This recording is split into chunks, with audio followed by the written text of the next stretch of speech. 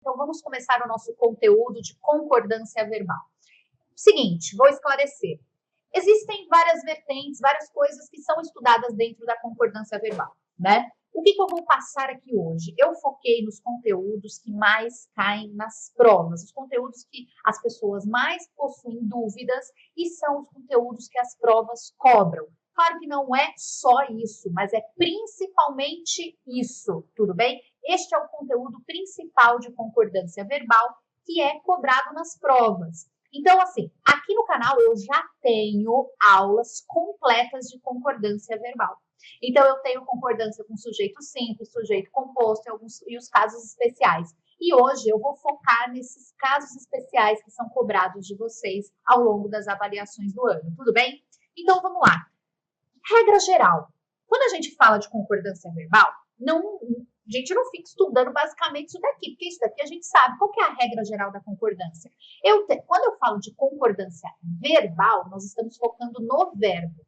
Então, qual que é a flexão que esse verbo, ou seja, como que esse verbo se modifica para concordar com o núcleo do sujeito em número e pessoa. Beleza, a professora já complicou aqui para mim, já não entendi o que é número e pessoa, mas você já sabe o que é número e pessoa. Olha só, quando eu falo número, é singular ou plural, beleza?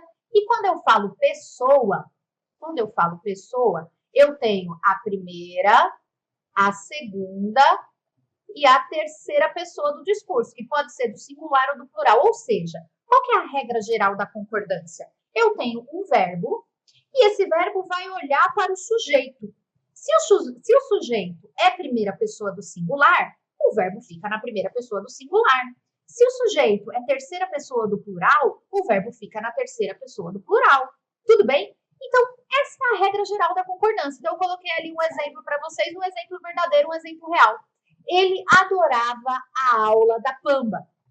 E quem não adora, não é verdade? Aí eu pergunto a vocês, quem adorava a aula da Pamba? Ele. Nós temos um sujeito aqui, ó, ele, que é a terceira pessoa do singular.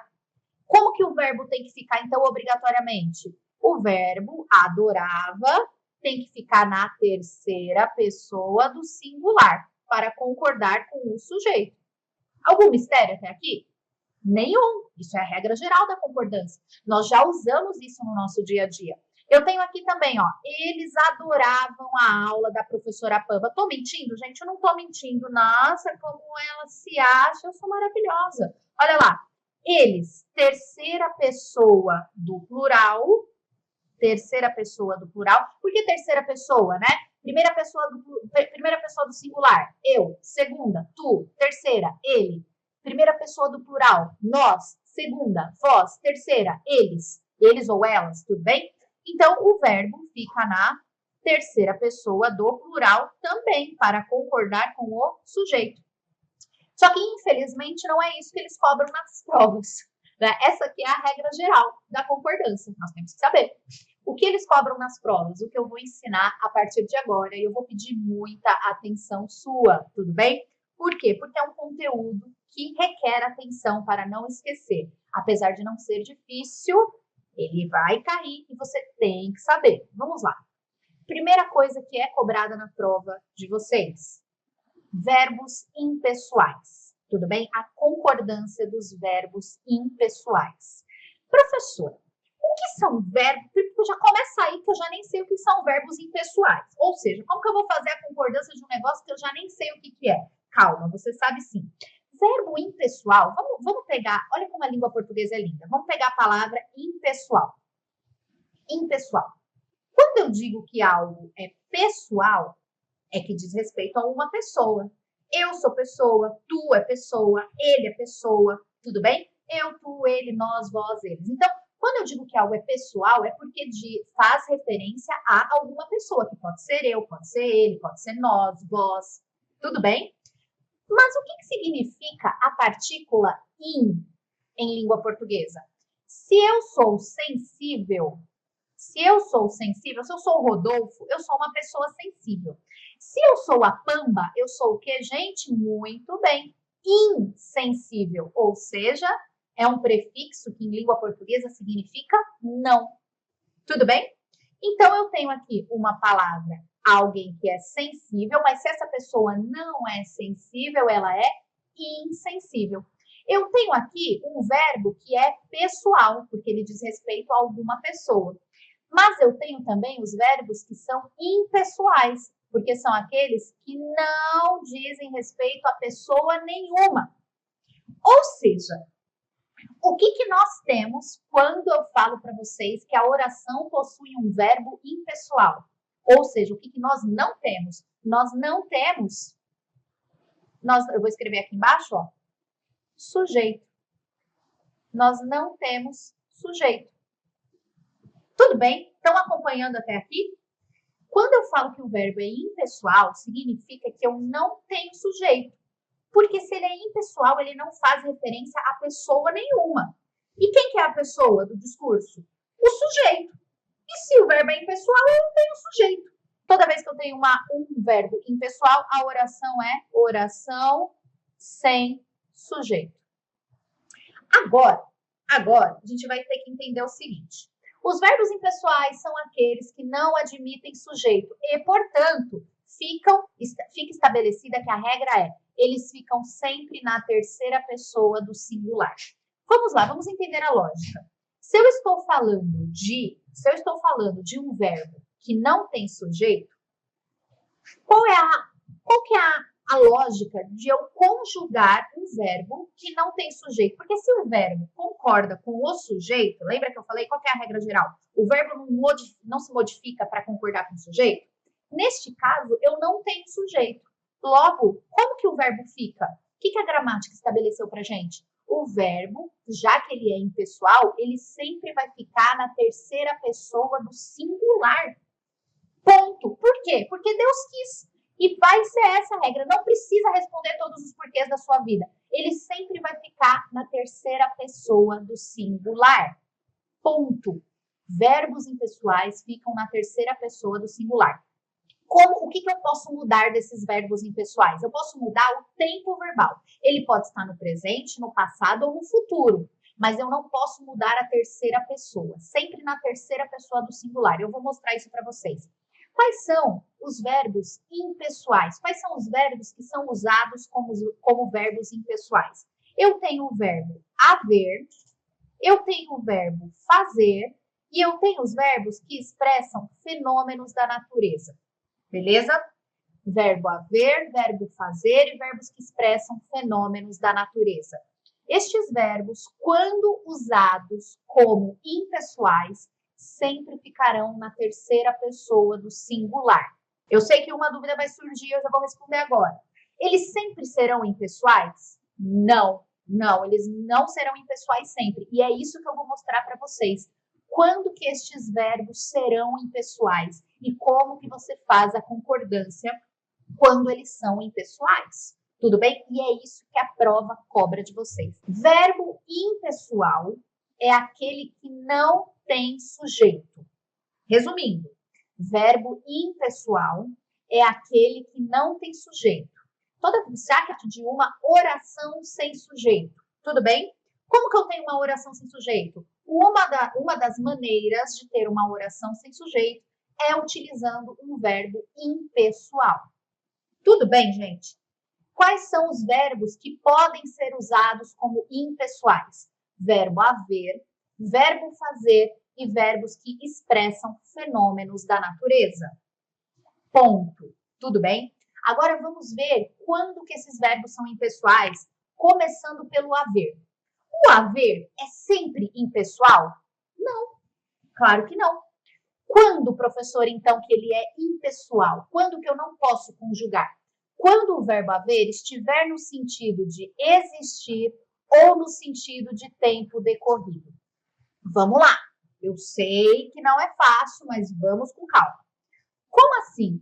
Quando eu utilizar o verbo haver no sentido de existir, ele é considerado um verbo impessoal. Se ele for considerado um verbo impessoal, ele terá que ficar na terceira pessoa. Olha o exemplo. Olha aqui o exemplo aqui, ó. Há várias mesas no salão. Se eu pegar esse verbo haver e substituir por existir, não é o mesmo sentido? Quando eu falo que há várias mesas, eu não estou falando que existem várias mesas. Certo ou errado, gente? Então, neste caso, o verbo haver, ele está no sentido de existir. Se ele está no sentido de existir, ele não pode ser conjugado. O que a gramática estabelece para a gente? Ele vai ficar na terceira pessoa do singular. Terceira pessoa do singular. Tá dando para entender? O que eu posso mudar? Eu posso mudar o tempo, ou seja, a é igual ao presente. Havia é igual à terceira pessoa do passado, ou seja, havia várias mesas no salão. Ou posso colocar no futuro, também na terceira pessoa. Haverá. São exemplos, tudo bem, gente? Mas estes três aqui, ó, estão na terceira pessoa do singular. Porque o verbo haver está no sentido de existir. E se ele está no sentido de existir, ele não tem sujeito. Aí você já sei a pergunta que está na sua cabeça. Professora, mas várias mesas não é sujeito do verbo haver? Neste caso, não. Neste caso, várias mesas é objeto direto do verbo. Porque o verbo haver, ele é um verbo transitivo direto, tudo bem? Ou seja, há o quê? Várias mesas. Como ele está no sentido de existir, várias mesas passa a ser objeto direto do verbo. Eu falei para vocês que o verbo haver, ele é impessoal no sentido de existir e no sentido de tempo decorrido. Olha aqui embaixo. Há anos que não te vejo. Há anos que não te vejo. Aí você vira e fala assim, mas professora, são anos. É ou não é? Não tem que ficar no plural o verbo? Não, porque o verbo haver, neste caso, ele não está nos dando a ideia de tempo decorrido. É um tempo que passou, ó, tempo decorrido, ó, porque ele está falando de anos. Há meses, há anos, há dias, há horas que não te vejo. Tanto faz. Tudo que dá a ideia de tempo decorrido, o verbo haver, nesse sentido, ele é impessoal e ele vai ficar sempre na terceira pessoa do singular. Então, recapitulando, o verbo haver, no sentido de existir e no sentido de tempo corrido, ou tempo decorrido, ele é um verbo impessoal. Se ele é um verbo impessoal, ele não poderá ser conjugado. Você sempre deixa ele na terceira pessoa do singular.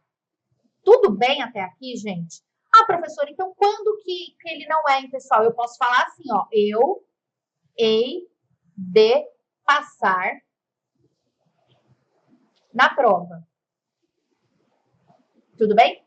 Quando eu falo que eu hei de passar na prova, eu estou conjugando ele aqui, ó. Quando o hei é o verbo haver na primeira pessoa. Tudo bem? Quando eu falo que ele está na primeira pessoa, ali, vocês percebem que ele não está no sentido de existir e não está no sentido de tempo decorrido? Então, ali ele não é impessoal. Então, ali eu conjugo ele normalmente. Só que, quando eu uso ele no sentido de existir e no sentido de tempo decorrido, a gramática estabelece essa regra para nós. Ele não pode ser conjugado. Ele fica na terceira pessoa do singular. O verbo fazer é a mesma coisa. Quando eu uso ele no sentido de tempo decorrido ou no sentido de fenômeno da natureza, fenômeno natural ou fenômeno da natureza, ele também é considerado um verbo impessoal. E se ele é impessoal, ele deve ficar na terceira pessoa do singular. Gente, quem é a terceira pessoa do singular? Ele, ela. Tá todo mundo entendendo até essa parte? Terceira pessoa do singular é um verbo conjugado em ele e ela. Então, ó, tempo decorrido. Faz 10 dias que estudei o conteúdo. O verbo aqui, ó, tá? Ele faz, terceira pessoa. Como eu estou falando que é tempo decorrido, 10 dias é o objeto do verbo fazer e não sujeito. Tudo bem? Embaixo, a mesma coisa, ó. Faz muito frio por aqui. Faz muito frio por aqui. Como aqui ele expressa, como aqui ele está expressando um fenômeno da natureza, a gramática estabelece essa regra para a gente. O verbo fazer, ele não pode ser conjugado, ele fica na terceira pessoa do singular. Ou seja, eu não tenho sujeito na oração, eu tenho objeto, eu tenho complemento, eu não tenho sujeito. Tudo bem? Aí, o que gera muita dúvida? Ah, mas por que assim? Porque a gramática estabelece dessa forma. Se o verbo haver estiver no sentido de existir e tempo corrido, ele deve ser usado como impessoal e deve ficar somente na terceira pessoa do singular. Se o verbo fazer estiver no sentido de tempo decorrido ou fenômeno da natureza, ele deve ser usado somente na terceira pessoa do singular. Voltando aqui, ó, o pessoal fala assim, professora, há várias mesas no salão. Professora, várias mesas, não é sujeito do verbo haver? Não, porque o verbo haver está no sentido de existir e a gramática estabelece a regra para gente. Se o verbo haver estiver no sentido de existir, ele vai ficar na terceira pessoa do singular, ele não poderá ser conjugado e ele não tem sujeito, ele tem objeto. Ele tem objeto. Então, o que era para ser um sujeito vira objeto do verbo, vira o complemento do verbo. Tudo bem, gente? Vou avançar aqui, ó. Outros exemplos com o verbo haver e o verbo fazer. Olha lá. Havia sérios problemas na cidade. Então, a prova, ela costuma colocar dessa forma para você e fala assim, dentre as orações abaixo, encontre aquela que existe uma falha na concordância verbal. É assim que eles cobram de vocês. Aí, se você não conhece a regra, essa regra que eu estou explicando, do verbo haver no sentido de existir e no sentido de tempo corrido, você olha isso daqui e você fala assim, havia sérios problemas na cidade? Claro que não, né? Haviam sérios problemas na cidade. E é aí que você erra.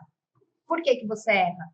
Porque você nem prestou atenção que você pode substituir, nesse caso, o verbo haver por existir. Faça a substituição. Havia sérios problemas, existiam sérios problemas. Então, você percebe que é o mesmo sentido. O verbo haver, no sentido de existir, não pode ser conjugado. Então, olha só, aqui eu só mudei o tempo, ó, joguei ele para o passado. Havia, haverá e há sérios problemas. Mas eu não posso mudar a pessoa, eu não posso colocar ele na primeira, na segunda, na terceira do plural. Tudo bem, gente? Não existe. Olha lá, o verbo fazer. Fazia 15 anos que ele havia parado de estudar. Aí você fala assim, mas se são 15 anos, não é faziam? Não, porque o verbo haver, indicando tempo decorrido, não pode ser conjugado. Agora eu vou colocar mais um detalhe para vocês, detalhe esse que é cobrado nas provas também. Esses verbos, eles podem vir acompanhados, né? Eles podem vir acompanhados de um verbo auxiliar, formando aquilo que nós chamamos de locução verbal. Eu já expliquei numa aula anterior para vocês o que é uma locução verbal. A locução é tudo aquilo que eu tenho dois ou mais. Então, a locução verbal é quando eu tenho um verbo auxiliar mais um verbo principal. Se eu falo para vocês que eu tenho uma locução verbal, eu tenho um verbo auxiliar mais o verbo principal, sempre, tudo bem? Olha só, aqui eu tenho o verbo auxiliar, que é o dever, ó, é o verbo auxiliar, e eu tenho o haver como verbo principal. Prestem atenção nisso daqui, verbo principal. Eu posso usar uma locução verbal para fazer a concordância. Quando eu falo assim, ó, deve haver sérios problemas, é o mesmo sentido de existir, certo ou errado? O verbo haver continua no sentido de existir. Quando o verbo haver estiver no sentido de existir ou de tempo decorrido e ele vier acompanhado de um verbo auxiliar, nesse caso aqui, ó, o verbo auxiliar também não conjuga.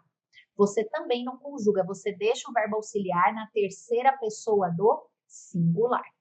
Tudo bem? Mesma coisa com o verbo fazer, ó. Eu tenho aqui um verbo auxiliar e eu tenho um verbo principal. O verbo auxiliar continua na terceira pessoa do singular, você também não conjuga. Pode ser qualquer verbo auxiliar, tá, gente? Nesse caso, o verbo auxiliar pode ser qualquer um, é aquele que você precisa para trazer o sentido da oração, tudo bem? Ó, deve haver sérios problemas, vai fazer 15 anos que ele parou de estudar. Ou seja, o verbo auxiliar também não conjuga se ele estiver junto desses verbos impessoais.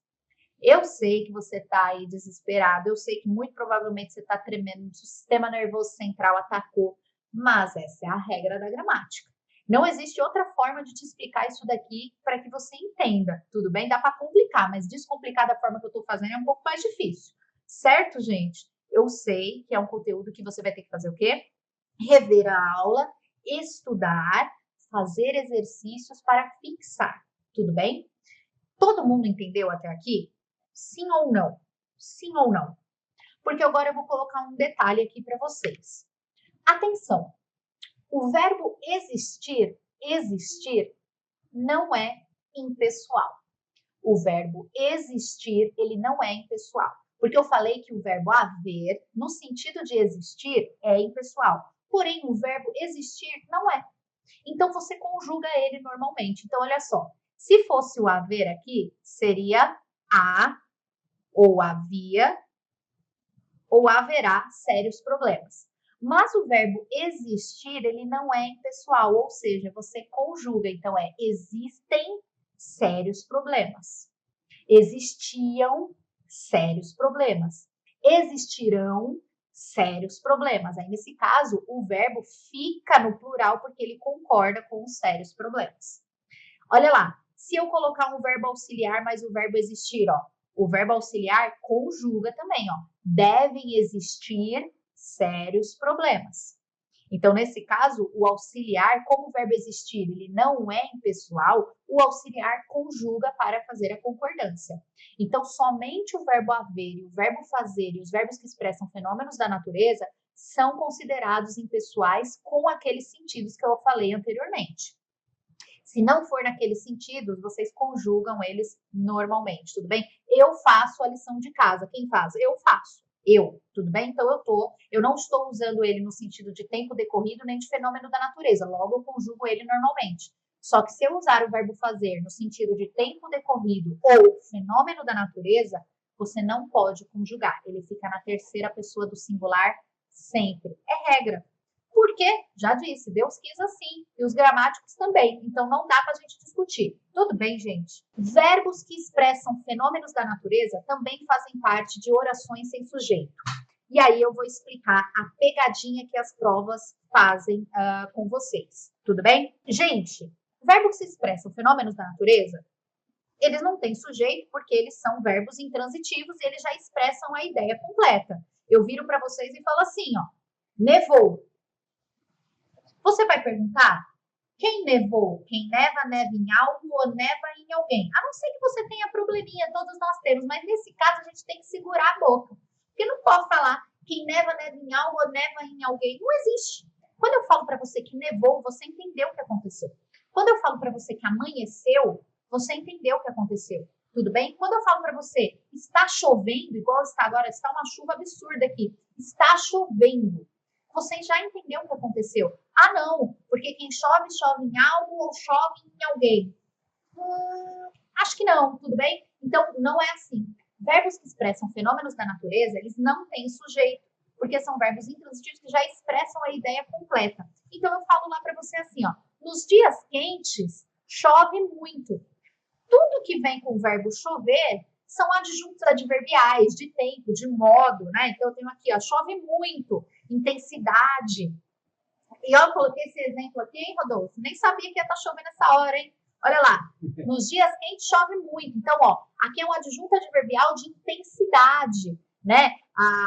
Então, gente, não tem sujeito para um verbo que expressa um fenômeno da natureza, tudo bem? Já amanheceu. Você já entendeu. Opa, você já entendeu o que aconteceu. Eu não tenho sujeito, é um verbo impessoal também. Show de bola? Só que, aonde que a prova do concurso e do vestibular pega você? Aonde que eles pegam você?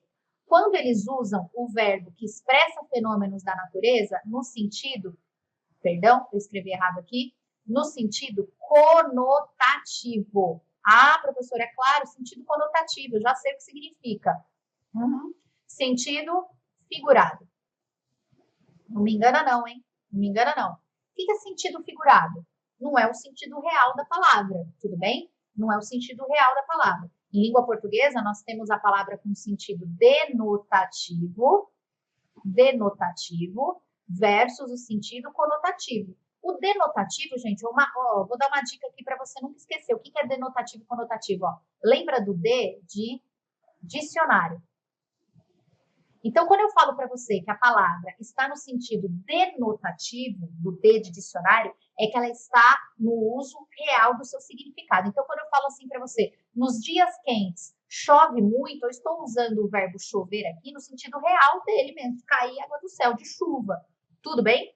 Agora, se eu falo para você que eu estou usando um verbo no sentido conotativo, ele está no sentido figurado. E aí é que está o pulo do gato. Quando eu uso um verbo que expressa fenômeno da natureza no sentido figurado, ele tem sujeito. Ah, professora, para! Presta atenção. Quando eu uso um verbo que está no sentido de fenômeno da natureza, mas no sentido, ele é um verbo de fenômeno da natureza, mas ele está no sentido figurado, ele tem sujeito. Olha o exemplo que eu coloquei aqui, ó. Vou anotar aqui, ó. Tem sujeito, beleza? Choveu canivete na sala do chefe. Quando eu falo que choveu canivete, está chovendo canivete, vocês conhecem essa expressão, está chovendo canivete? É que significa que o negócio está pesado, tipo, tá rolando uma briga ali, tudo bem? Quando eu falo que choveu canivete na sala do chefe, o que choveu na sala do chefe? Canivete. Canivete é o nosso sujeito, tudo bem? Canivete choveu na sala do chefe. Então, eu tenho sujeito, porque aqui, ó, eu estou usando o verbo chover no sentido figurado, não é o sentido real de chover, porque se chover canivete, o que você faz? Você se esconde debaixo da mesa, você pede ajuda para quem você pede ajuda se está chovendo canivete? Vai morrer todo mundo com canivete enfiado no crânio. Não tem como. Não vai chover canivete, ou pelo menos esperamos que não. O verbo é usado no sentido figurado. Meus filhos amanheceram doentes. Quando eu falo que eles amanheceram doentes, eu estou usando o verbo no sentido figurado. No sentido figurado. Tudo bem? Tá dando para entender? Porque eu quero dizer que eles acordaram doentes. Tá dando para sacar? Mas eu usei o verbo amanhecer no sentido figurado. Ou seja, neste caso, quem amanheceu doente? Meus filhos. Meus filhos é o nosso sujeito. Onde que a prova do vestibular e a prova do concurso vai pegar você? Aqui em cima, que é facinho, ou aqui embaixo? Nesse cão que você tem que lembrar que é o sentido figurado. É óbvio que é no sentido figurado, então fiquemos atentos. Verbos que expressam fenômenos da natureza são verbos intransitivos e são verbos que não possuem sujeito, porque ele já tem a ideia completa. Porém, se eu usar o verbo que expressa fenômeno da natureza no sentido figurado, ele terá sujeito. Então, você tem que ler a oração com atenção e entender o sentido. Partícula C.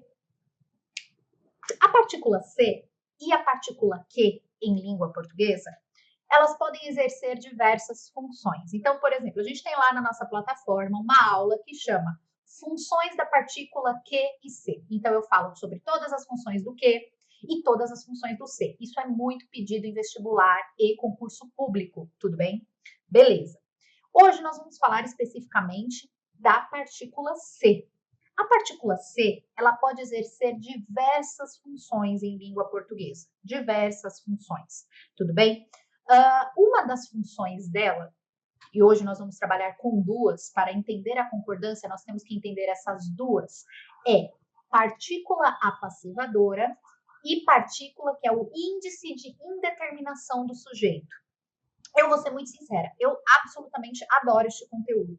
Por quê? Porque ele não é difícil, mas se você entender, você nunca mais esquece isso aqui, você nunca mais erra, beleza? O que é uma partícula? Vamos lá, uma das funções, partícula apassivadora. Quando eu falo para você que o C está servindo como partícula apassivadora, significa que a sua oração está na voz passiva.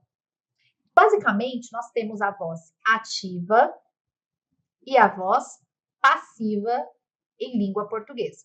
Tudo bem? Quando uma oração está na voz ativa e eu quero passá-la para a voz passiva, tudo que está no final vai para frente e tudo que está na frente vai para o final. Vocês lembram dessas setinhas nas apostilas? Voz ativa e voz passiva? Sempre tinha umas setinhas cruzando, né? Não tinha? Não. Tinha, gente. Não. Tinha sim. Era assim, ó. Então eu falo assim: o advogado levou o documento. Eu tenho a voz ativa. O documento foi levado pelo advogado. Eu tenho a voz passiva. Então, uma das formas de fazer a voz passiva é também colocando a partícula C. Tudo bem? Então, se eu falo para você que eu tenho a partícula C como partícula apassivadora, significa que a oração está na voz passiva. Então, eu viro para vocês e falo assim, ó: vende-se carro, vende-se carro. Esse C aqui, ó, esse C aqui indica para mim que esta oração está na voz passiva. Como que seria a voz ativa? O carro é vendido.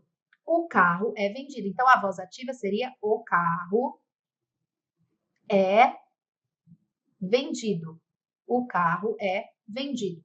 Tudo bem? Então, eu tenho a voz ativa e a voz passiva. Então, eu tenho essa partícula C aqui, ó, como partícula passivadora. Ela indica para mim que a oração vende-se carro está na voz passiva. Se está na voz passiva, significa que eu tenho voz ativa, ou seja, o verbo concorda com o sujeito. Eu tenho sujeito. Quem que é o sujeito nesse caso, gente? Vende-se carro. Carro. O que é vendido? O carro. Então, ó, o vende está no singular, porque ele concorda com carro. Vendem-se carros.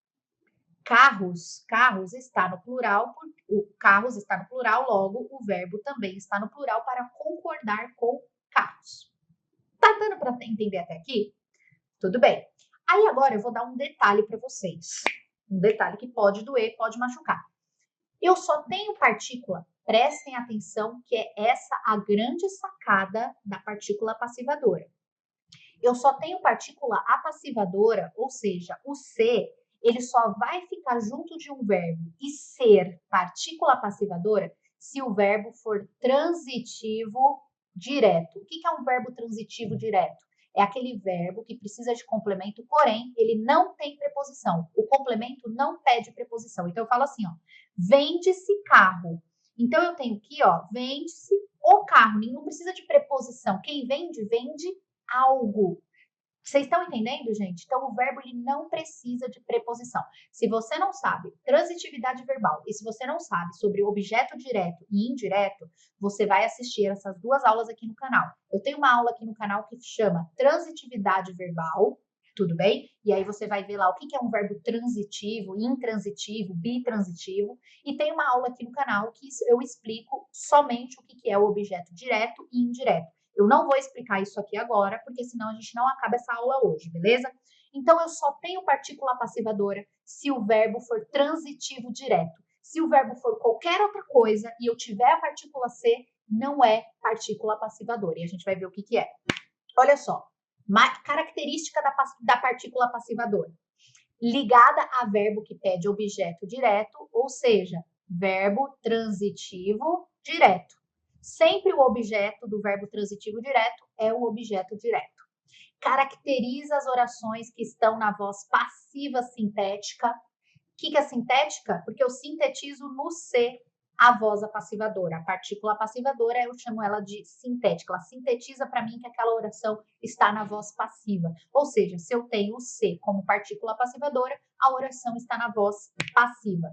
Também chamado de pronome apassivador, então eu posso falar que o C é um pronome apassivador, quando ele está nessa oração com verbo transitivo direto, é um outro nome, tá, gente? Então eu só estou dando as características para vocês.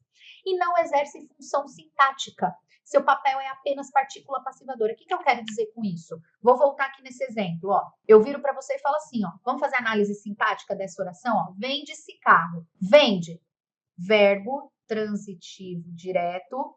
C, partícula apassivadora ou pronome apassivador, os dois estão corretos, e carro, sujeito. Pronto, terminamos a análise sintática desta oração.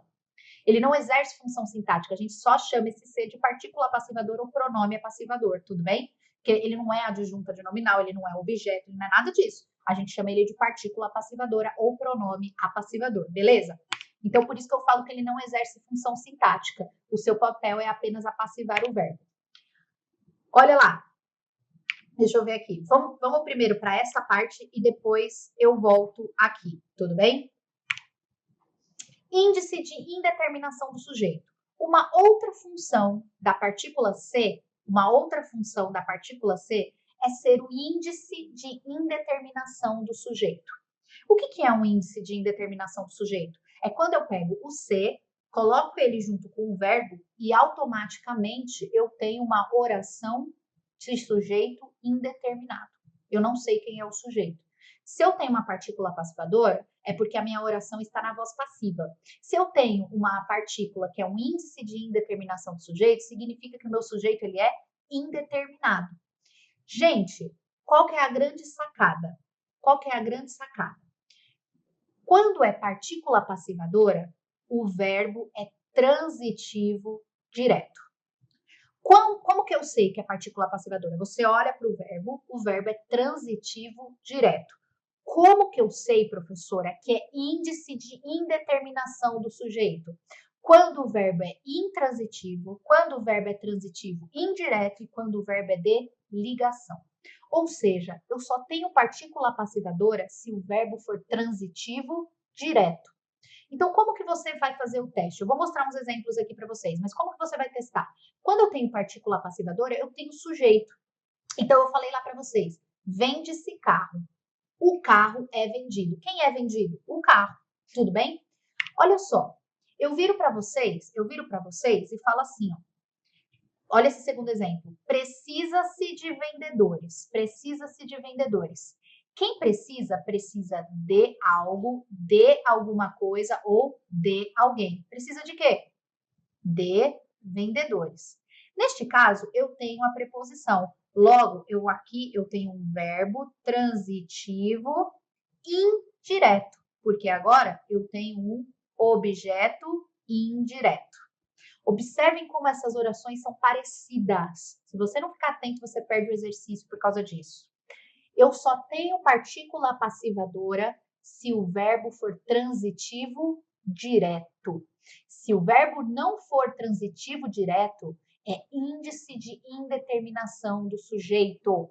Ou seja, se eu falo vende-se carro, o carro é vendido. Se eu falo precisa-se de vendedores, existe vendedores são precisados? Vocês percebem que eu não consigo fazer a voz ativa? Simplesmente porque isso daqui não está dessa forma. Simplesmente porque essa oração não tem sujeito determinado. É um índice, esse C aqui, ó. Esse C é um índice de indeterminação do sujeito. Eu sei que você está pirando. Então, eu tenho índice de indeterminação do sujeito quando o verbo é transitivo indireto. Aí, vamos olhar aqui, ó. Vive-se melhor no campo. Vive-se melhor no campo. Quando eu falo para vocês, eu vivo. Quando eu falo para vocês, eu vivo. Você entendeu o que aconteceu? O verbo viver, ele não precisa de complemento, porque ele é um verbo intransitivo. Assim como os verbos que expressam fenômenos da natureza, lembra que eu falei? Chove. Todo mundo entendeu o que aconteceu. O bebê nasceu. Você entendeu o que aconteceu com o bebê? Precisa de complemento? Não, não precisa. Eu posso até colocar um complemento, um adjunto adverbial, mas não precisa. O verbo não pede complemento. Quando o verbo não pede complemento, ele é um verbo intransitivo. Toda vez que eu tenho verbo intransitivo e eu coloco a partícula C, ele também serve como índice de indeterminação do sujeito. Ó, sujeito. Tudo bem? Olha aqui, nesta aula sempre se fica feliz. Nesta aula especificamente eu não poderia dizer isso, mas vamos lá. Nesta aula sempre se fica feliz. Olha só como que eu coloquei aqui, ó. Eu tenho o verbo ficar, que ele é considerado um verbo de ligação. Ele está aqui com o predicativo. Tudo bem, gente? Então, neste caso, o verbo de ligação junto com a partícula C, este C é um índice de indeterminação do sujeito. Então, pensem o seguinte, qual que é a única forma de ter partícula passivadora? Quando o verbo é transitivo direto. Se a partícula C estiver em um verbo intransitivo, se ela estiver em um verbo transitivo indireto, ou se ela estiver em um verbo de ligação, É índice de indeterminação do sujeito. Daqui a pouco a gente vai resolver exercício e talvez isso fique mais claro para vocês, beleza? Eu estou dando um panorama do conteúdo, bem específico. Olha só, analisemos. Aluga-se carro. Aluga-se carro. Vamos lá, vamos fazer junto isso daqui para você sacar. Aluga-se carro. Quem aluga, aluga algo, aluga alguma coisa ou aluga alguém. Por exemplo, o Rodolfo aluga minha paciência diariamente. Tudo bem? Quem aluga, aluga algo, alguma coisa ou alguém. O verbo alugar, ele é um verbo transitivo direto. Só de saber disso, tudo bem? Só de saber disso, você olha para essa partícula C e você vai chamar ela do que, gente? Neste caso, como o verbo é transitivo direto, ele é uma partícula apassivadora. Como que eu sei? Você pode ver que ele é um verbo transitivo direto, você pode colocar na voz direta, né? Ó. O carro é alugado. Existe, né? Quem é alugado? O carro. O carro, então, é o nosso sujeito. Então, vamos para o detalhe da concordância verbal, que é isso que nós temos que focar aqui.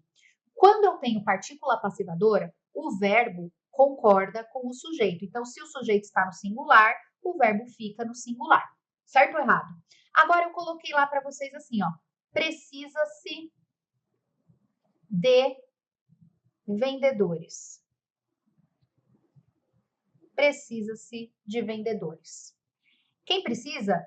Precisa de algo, de alguma coisa ou de alguém. Tudo bem?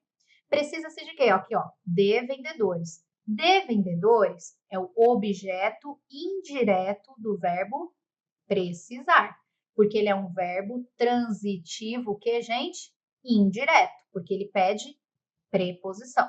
Tudo bem? E qual que é a grande sacada? Quando a partícula C é índice de indeterminação do sujeito, prestem atenção.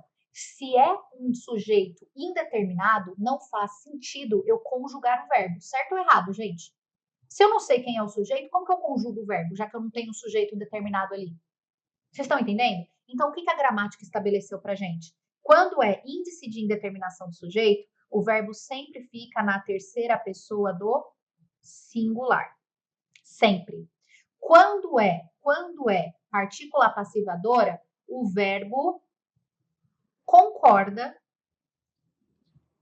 com o sujeito, porque neste caso existe sujeito quando tem partícula passivadora, mas no índice de indeterminação do sujeito, o sujeito é indeterminado. Logo, o verbo não pode ser conjugado, porque eu não sei quem é, eu não sei se o sujeito está no plural ou no singular, é indeterminado. Então, a gramática estabelece para a gente que o verbo sempre fica na terceira pessoa. Olha só, verbo intransitivo, terceira pessoa. Verbo transitivo indireto, terceira pessoa. Verbo de ligação, terceira pessoa em todos.